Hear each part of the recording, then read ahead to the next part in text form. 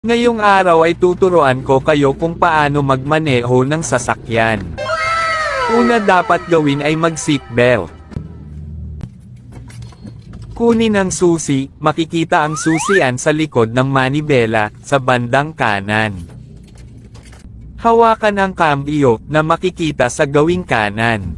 Sa bandang paanan ay may tatlong tapakan, isa sa kanan, isa sa kaliwa, at isa sa gitna.